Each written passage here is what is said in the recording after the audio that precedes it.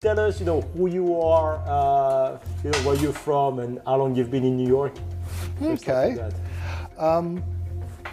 Rex Heuermann. I'm an architect. I'm an architectural consultant. I'm a troubleshooter. Born and raised on Long Island. Okay. Been working in Manhattan since 1987. Patience. That's funny. I was hoping you would say that.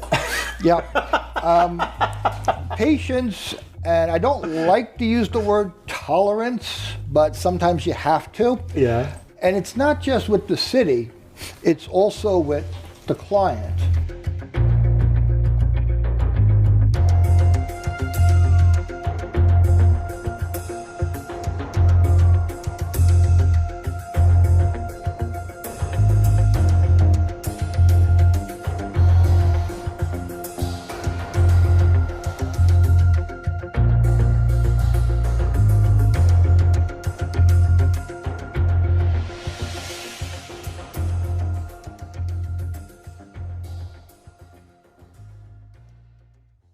Breaking news, it seems that the capture of the long-awaited serial killer has been identified as Rex Heuermann. We'll get into him in a minute. And as you can see in the previous start of the video, he used two words which will identify him perfectly, and that is tolerance and patience. If Rex Heuermann is indeed the Matterville killer or the Gilgo Beach Ripper, as he's suspected to be by police and investigators in this crime that started in 1996, well, it would indeed take two words to identify him, and that would be tolerance, because he had no tolerance of sex workers, and also patience, because these killings have been going on since 1996 to 2011. So what is going on? So let's go to the article today by CNN,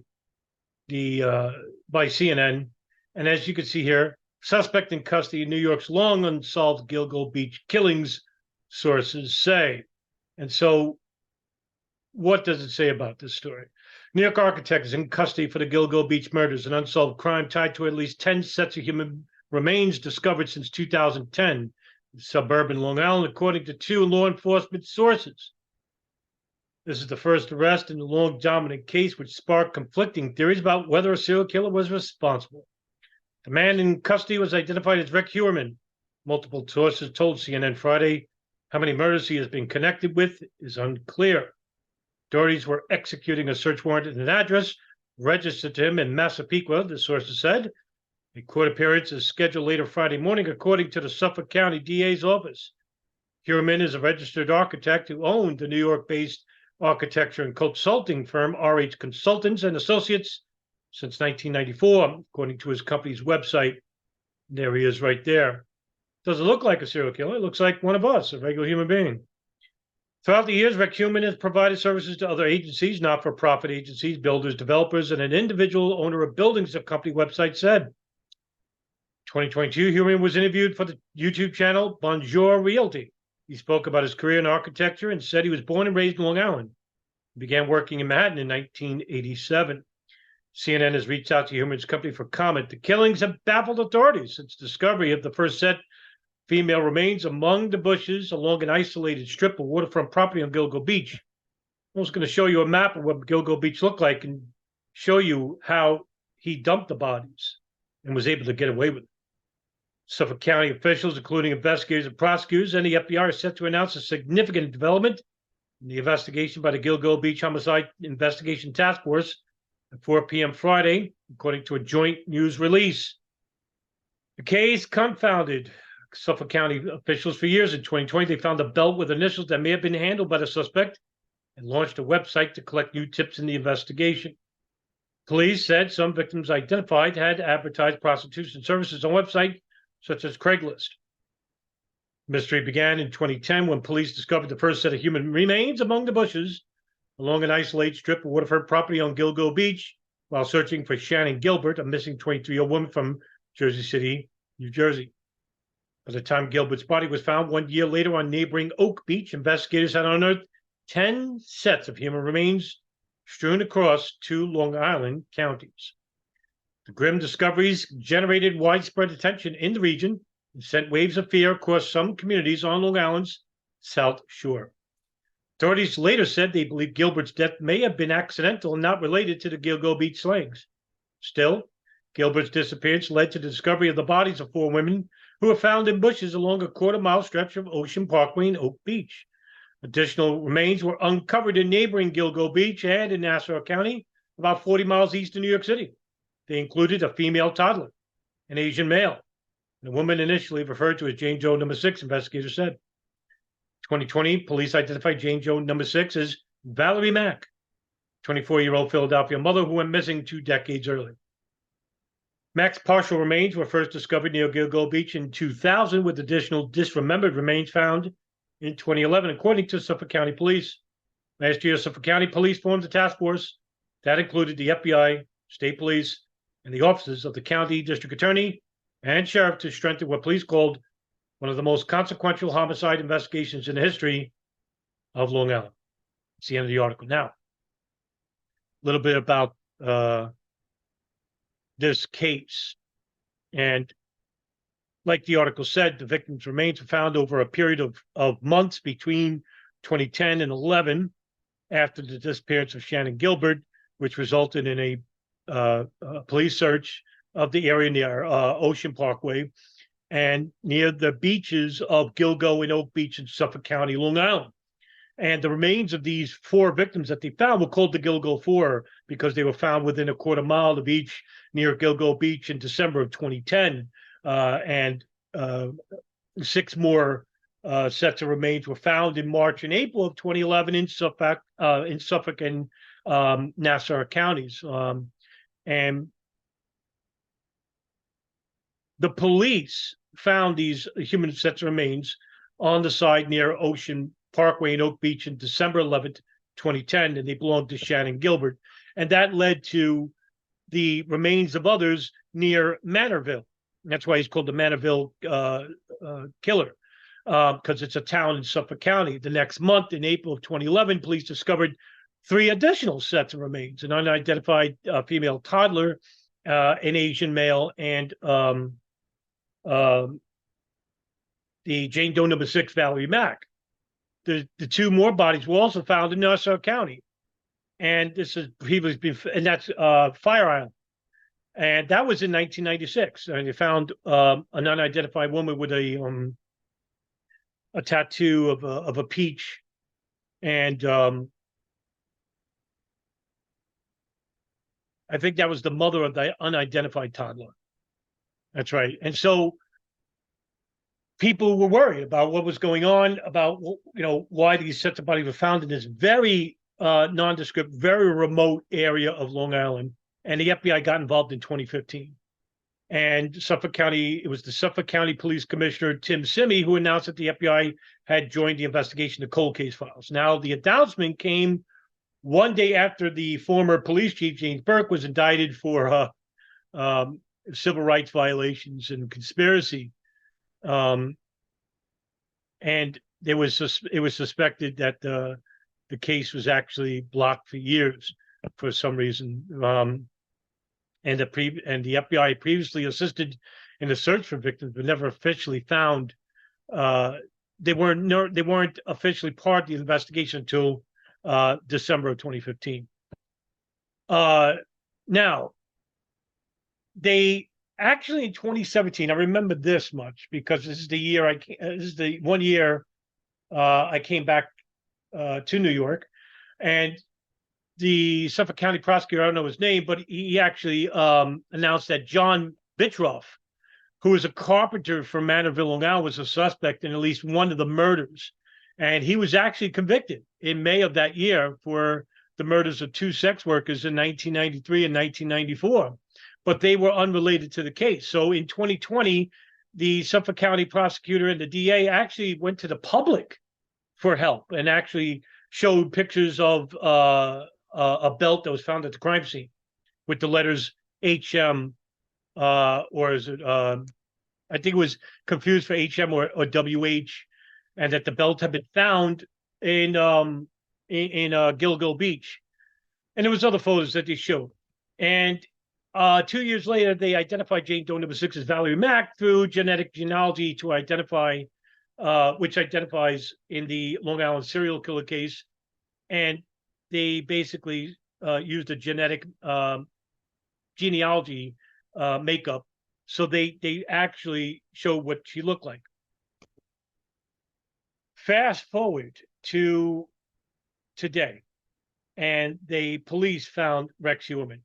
Okay, if he is the Long Island serial killer, how did he get away with it? I mean, boy, that's 11 bodies on Long Island, which is a long strip south of New York City, and its eastern stretch leads into Montauk, which is the furthest east point of the United States.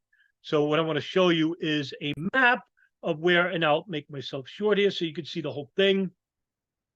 As you can see, victim over here, number 1. And now, look, I want to show you too. This is the road that leads into all the way to Montauk. Here's the road that leads all the way into New York City. All right. And this area here is Gilgo Beach, Suffolk County, Ocean Beach, right? And this is Ocean Parkway, this road here. This long stretch of road is Ocean Parkway. There you have a stretch of the reef, and there's Thatch Island, Cedar Island, marshes and whatnot, right? As you can see, very desolate. And I'll even show you a map of what that looks like. Really, really desolate here. Hey, this is a perfect spot to dump bodies. You can see Gilgo Beach right here. Suspect number 1, 2, 3, 4, and 5 right here. This group and 6. So here we have big stretch. And then all the way over here, we have 6 and 7 over here. And of course, other areas where they found 8, 9, 10, 11. All right. So the biggest stretch is right here, right between Cedar and Gilgo Beaches, right? Right here. Now, what I want to show you is basically what it looks like on this map, right? So remember what I showed you, right? Because I want to show you now this area here. So I'm going to make myself short. I'm sorry. Let me make myself short here so you can see. Because what I want to show you is what right? I want to show you the stretch road. So what I showed you, okay, here's Thatch Island. Remember that page I showed you, right? Here's the stretch right here, Ocean Parkway, right? Gilgo Beach, and I'm sorry, Cedar Beach, right? I said Ocean, whatever. Gilgo Beach, Cedar Beach. This is the strip where they found the bodies. Now I'm going to shorten this and show you the road this guy took to dump the bodies, right? So over here, the marshes. No, I'm sorry. Here's the marshes. Here's the ocean. Look at this strip. It would be pitch black. There are no lights. There are no houses. There's nothing here. So a transient would know this area. This is a very desolate area. So it had to be known by somebody who lived here. Well, Rex Heuermann lives right near here, Manorville. As you can see over here, now let me see if I can. Here's the marshes. So they found these bodies right here, right? Right along this stretch here. I mean, and you're not going to find anything for years here. Literally years. And you know, this is the beach over here, and he dumped some bodies here. I mean, it is just really desolate. So let me pull this up too, because Thatch Island is right there. So right here, all right, it's right. This is it. Right here is where 5 of the bodies were found. Right in this section, right between, I'd say, all the way over here to here. Here it is. You ain't gonna find nothing, especially at night. No one's seeing you. There's no moonlighting here, right? There ain't no couples making out. Ain't no cars parking here. And even if he was right, say he's right here, he's dumping a body, and he sees somebody coming, he could just dump the body right here, get in his car, and just, you know, sit in his car. And when that car passes by, goes all the way down the road this way, well, he gets out, finishes his business, and gets out. Now, did he commit the murders here? That's the next thing. I don't know. I don't know too much about what's going on here, but as you can see, the means of getting rid of bodies is clear as day. This is easy, right? But like I said, an out-of-towner wouldn't know about Gilgo Beach and wouldn't know about this strip without lights. A resident would, right? Okay. Again, Rex Heuermann is suspected. He is not guilty. Okay, remember that. Don't go rushing to say, "Oh, they got him." Okay, the prosecutors, the FBI, still has to prove their case. So don't go rush to judgment. And that's all we have. I don't look the motive. Anyone's guess. Usually with most serial killers, spree killers, lust killers, they have different motives. Serial killers that are habitual, that have a routine, usually like to kill sex workers because there are two identifiers here. One is that generally it's different now than it was 30 years ago or 20 years ago. Generally, sex workers are seen by law enforcement as transients and always moving around. And usually police don't like to pick on sex workers, but for a quota, they will. And also, second point is generally men who are sexually deficient in either a marriage or they're celibate or they are going through a divorce, basically use sex workers but don't see them as people because they have an innate hatred of women. And it's not about sex, it's not about anything else, it's about power. One of the greatest sexual deviants and austere authors of the 17th century is the Marquis de Sade.